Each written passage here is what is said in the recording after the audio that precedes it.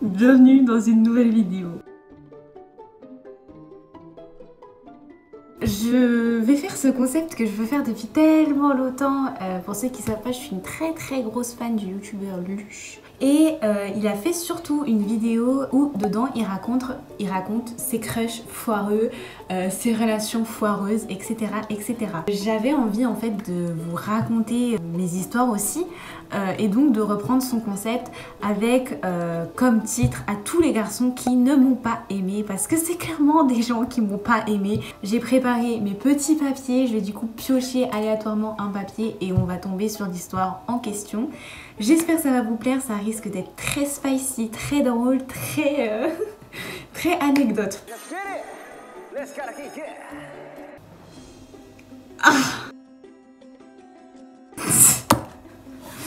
Faut savoir qu'en seconde, vers la fin de seconde, j'ai commencé à traîner avec une pote avec qui on faisait H24 des soirées. À chaque fois qu'il y avait des soirées, on essayait de se ramener, etc. Et on les faisait toutes chez son daron. Et donc, un soir, en fin d'année, j'avais cette tête-là.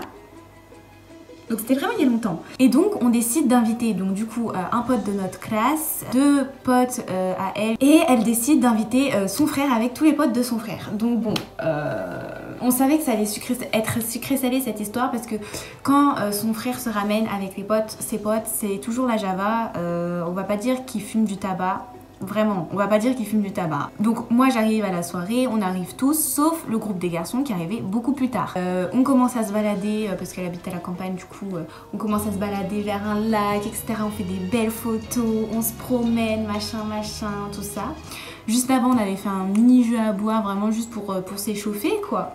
Et ensuite les mecs arrivent et moi je les avais jamais vus de ma vie. Et là je vois tous ses potes et tout, et dedans il y a le pianiste. C'est, je pense, un des plus beaux garçons que j'ai jamais rencontré de ma vie. Pourtant, il s'habille pas bien. Franchement, faut l'avouer, au bout d'un moment, niveau vestimentairement parlant, il s'habille pas bien. Mais j'ai jamais crush sur des garçons qui s'habillaient bien. Parce que je me fie au visage, au potentiel de la personne. On m'appelle Christina Cordula ici. On commence à parler, tout ça, on commence à discuter. Et moi, j'étais arrachée. Vraiment, ça n'allait pas. Non, vraiment, ça n'allait pas. Vraiment, j'allais faire pipi toutes les 2 minutes. À un moment, j'avais un cendrier dans les mains. On m'avait demandé de tenir le cendrier. J'ai rigolé, mais avec mes grosses chicots, là, j'ai bien ouvert ma bouche. Et toute la cendre, elle m'est montée sur la tête et sur le t-shirt. Je me suis transformée immédiatement en Gandalf 2.0 avec 30 cm de moins et pas de cheveux. Non, mais sincèrement, c'était chaud. Et là, s'installe un jeu de drague. Qu'on se le dise, s'installe un jeu de drague. J'étais stressée. Et c'est pas l'alcool et la vodka qui m'a fait redescendre, je vous le dis. Du coup, moi, j'étais plus dans le tactile, dans l'embêtage, dans le taquinage. Je lui prenais sa casquette, je courais dans la maison avec sa casquette. C'était n'importe quoi. C'était très drôle aussi, qu'on se le dise.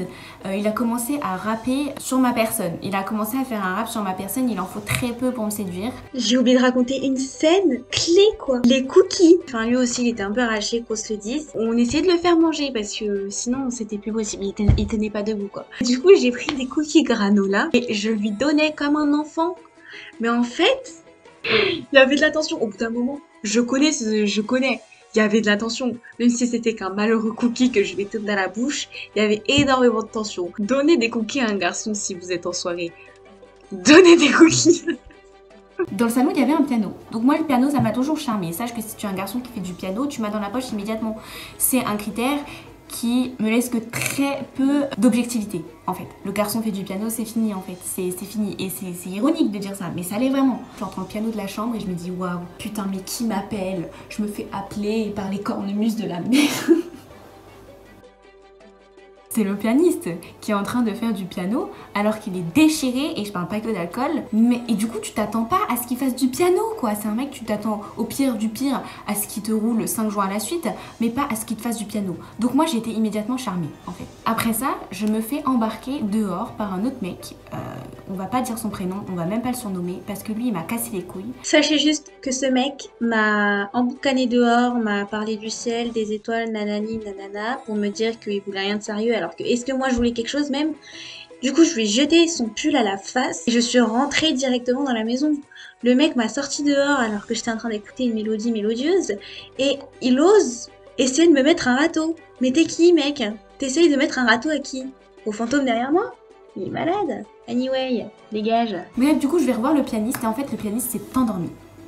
Le pianiste s'est endormi. Oui, oui, le pianiste est parti se coucher. Le pianiste est parti se coucher. Moi, je me dis, ok, bon, bah c'est bon. Au bout d'un moment, c'est fin de la soirée. Moi, je vais me coucher. Et qui avait derrière moi, dans le lit? L'astrologue. Oui. Oui. Oui, je me suis trompée de canne à pêche. Franchement, faut se le dire, je me suis trompée de canne à pêche. Bref, c'est pas grave, je me réveille le lendemain. Et puis le feeling avec le pianiste, il est complètement passé à côté avec. Il est complètement parti avec tout ce qu'on avait ingurgité le soir, quoi. Voilà, ça n'a pas abouti à grand chose, voilà, je suis désolée, la chute est affreuse, mais ça va être ça pour tous les papiers, donc préparez-vous. Alors lui, je l'ai littéralement appelé raton. Donc c'était l'année dernière, en septembre-octobre, il y avait une meuf de notre classe qui avait fait une soirée. On s'est littéralement incrusté, mais je me souviens plus si c'était pour son anniversaire. Ça n'empêche que j'y suis allée bien habillée, bien coiffée, bien maquillée. Donc on y va à cette petite soirée et il y avait plein de monde qu'on connaissait pas. Avec ma pote, on s'est direct dit, il y aura forcément des touches, quoi, il y aura forcément des bouches affolées. Franchement, la soirée, elle était top. À cette soirée, du coup, il y avait le raton. Le raton, je vois, il est posé sur le canapé, comme ça, il fait pas grand chose. Il était brun ténébreux, genre vraiment très ténébreux. Mais je me pose pas plus de questions. Parce qu'à ce moment-là, sachez-le ou non, j'avais 3 touches. Je suis en train de divaguer, je suis en train de me prendre au flot de la soirée. Je m'assois au moment sur le canapé, à côté de ce mec, parce que j'étais fatiguée et lui il regardait les gens danser. Salut, tu t'appelles comment? Je m'appelle Lou. Tu sais, j'aime bien les loups. Il n'y avait pas de but à cette conversation, à part draguer, mais de manière nulle, naze. J'ai jamais entendu ça de ma vie. Tu sais, j'aime bien les loups. Ok? Tu dis pas ça en fait. T'as un minimum de race, tu dis pas ça alors.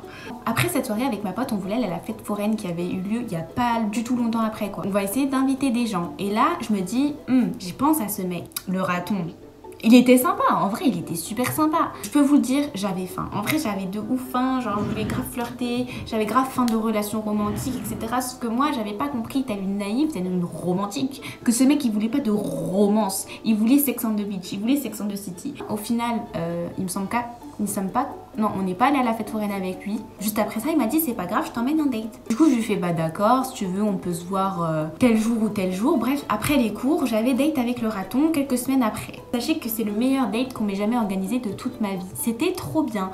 Il arrive, il me déverrouille un vélo, il avait de la musique, il me dit viens, suis-moi, on fait une balade à vélo. Ok, donc bon, moi je prends mon vélo, je le suis et tout, on était dans Lyon, donc c'était trop beau quoi. On passe par les quais, machin, c'était trop beau, vraiment. Ah, je me sentais super bien, j'étais en mode putain, mais le mec il m'a déverrouillé le vélo et tout. On fait du vélo ensemble et tout. En vrai, c'était super romantique. J'étais happy à ce moment-là. Il jouait au basket, bref, on a joué un peu au basket, etc. C'était un bon date, franchement, c'était mignon, etc. Mais il s'était rien passé, on s'est juste tenu la main, mais sinon il s'était rien passé. Après, moi, qu'est-ce que je fais? Je rentre chez moi et on se revoit encore quelques jours après. Il m'a embrassée, on s'est embrassé. Par contre, il voulait pas me lâcher. Au bout d'un moment, dégage.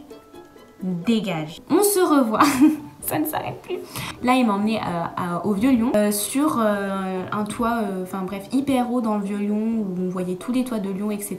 Machin, c'était trop mignon. Et au moment de rentrer, il me demande de sortir avec lui. Faut savoir que c'était un mercredi, le samedi, j'avais une soirée. Et le mec, il avait peur que je pécho à cette soirée, vu que j'étais pas en couple avec lui. Je lui ai littéralement dit, en fait, mec, on n'est pas ensemble, donc j'en ai rien à foutre. Mais c'est super Usain Bolt, hein. Genre, ça faisait 2-3 semaines qu'on flirtait, ça y est, poup, poup, poup, poup. Il m'a réservé, genre, mais on est où? En plein milieu de la place Saint-Jean, devant tout le monde. Je veux bien, t'es entreprenant, mais là c'est trop. Là c'est trop. On n'est pas mariés, on n'est pas en couple depuis 5 ans. Là c'est trop. Là c'était juste la honte de ma vie. Parce que du coup, il me demande, moi, j'ose pas dire non, devant tout le monde. Rentrer après, on avait du chemin à faire. Du coup, rentrer ensemble en faisant la gueule, machin, en étant confond. Mais je lui ai quand même dit oui. Parce qu'ici, on est trop gentils. Vous allez voir, ça n'a pas duré longtemps. Le lendemain, j'en ai tellement marre d'être en couple avec lui que je le quitte. Je lui dis, écoute mec, je te quitte, je suis désolée. Et ça se termine comme ça. Faut pas oublier qu'il était homophobe et qu'il avait critiqué les BTS alors que c'est littéralement mon groupe préféré. Je lui ai dit c'est mon groupe préféré, il m'a dit je m'en bats les couilles, c'est des pédales. Anyway. Prochain papier, prochaine personne, prochain procès. L'assassin Mama. L'assassin. Je suis sortie avec un assassin. Mais j'en reviens toujours pas que j'ai fait une tapée d'ameur, quoi. Au collège, c'était la débandade. J'avais des crushs sur n'importe qui passait sur ma route. J'arrive en 4e, on m'a mis encore une fois dans une classe où je connaissais personne. J'étais dans la classe des Allemands, alors je faisais espagnol. J'ai toujours été avec les Espagnols. On me met dans la classe des Allemands. Oh la mignonne! Et moi j'arrive dans leur classe, toute seule, comme ça, une Espagnole qui pop, dans la classe des Allemands. Je me sentais vraiment comme une juive, genre ça. J'arrive, tout le monde est déjà pote, tout le monde sait déjà avec qui ils vont aller, etc. Moi, j'ai pas de pote. Franchement, j'ai pas de pote pendant au moins 3 semaines. C'était affreux. J'ai pleuré dans les bras de ma mère tellement je me sentais mal. J'étais avec aucun de mes potes. Tous mes potes, ils étaient ensemble. Moi, on m'avait mis dans la classe des Allemands. Pourquoi faire? J'étais en cours de physique-chimie, toujours à côté, assise à côté de l'assassin. Et l'assassin, qu'on se le dise, il était beau, franchement. Mais par contre, c'était un blond. Et moi, je suis anti-blond depuis la primaire. Ce garçon-là, il était du coup assis à côté de moi en physique-chimie. Et on parlait souvent, on parlait, machin. On échangeait. Il était charismatique. Vous allez voir pourquoi après. Mais c'était quand même un peu un mythomane sur les bords. Mais on le savait tous. Et c'était pas très grave. Franchement, on sait tous qu'il y a des gens au collège qui s'inventent des vies. Il y a toujours eu ces personnes-là qui s'inventaient des vies au collège. Pour autant, est-ce qu'on les cala? Non, on allait dans leur sens et puis après on faisait avec, on savait qui montait, fallait pas se fier à eux, c'est tout. Bref, en techno, pareil, on se met à côté, on parle, on flirte. Franchement, notre flirt, il a au moins duré 3 semaines. On se met ensemble, voilà, très rapidement, franchement, on se met ensemble. On se smack pas, mais cependant, il était pas très tactile, il était pas énormément dans la relation, il était un peu possessif sur les bords, il avait des problèmes. Franchement, il avait des problèmes et je le sentais que ça allait pas et que j'allais mal finir. Franchement, j'allais mal finir. On rentrait ensemble, en fait, on allait au bus ensemble et il me sort de sa poche un couteau. Non, c'était pas pour couper son saucisson d'à côté, non, non, non, non, c'était un couteau suisse qu'il avait eu, qu'il avait volé à son père. Il me dit, ouais, regarde mon couteau et tout, comme ça, si jamais on vient m'attaquer et tout, je peux me défendre rapidement, machin et tout. Je dis, ok, t'inquiète, tu peux le ranger, t'inquiète, ça va aller, tu peux vraiment le remettre dans ta poche, y a pas de souci. J'apprends du coup qu'il a un père maltraitant, que ce soit mentalement ou physiquement. Il adore les animaux morts, Il a un passif qui est pas foufou, qu'on se le dise. J'avais un peu l'impression de faire face à Dahmer ou à Ted Bundy. Mais voilà, je commençais à sentir la mouise, vous voyez, et parce qu'il montait tout le temps, il était gênant. Il me parlait tout le temps de ces trucs d'animaux morts et tout ça. J'étais en mode non, t'inquiète, ça va aller. Du coup, je l'ai quitté. Un jour, je suis avec mes copines sur un banc et on mangeait des chips, des gâteaux et tout après le vendredi. Souvent, on traînait dehors jusqu'à 18h30, 19h et tout. On allait à la médiathèque et tout ça. Et donc, on se posait sur le banc. Et donc là, je me posais avec les copines, on commence à manger et l'assassin arrive. Ouais, je peux avoir votre paquet de chips, s'il vous plaît?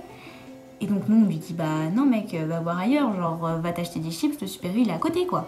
Et là il fait ah ouais? Il sort son couteau et il nous menace. Il nous menace avec le couteau suisse de son père. Il nous dit vous allez me donner des chips maintenant. Et là ma copine, elle commence à se lever à faire ah ouais tu vas faire quoi? Tu vas faire quoi et tout. Le mec il est là, je vais te poignarder, donne-moi ton paquet de chips. On est où? On est dans NCIS.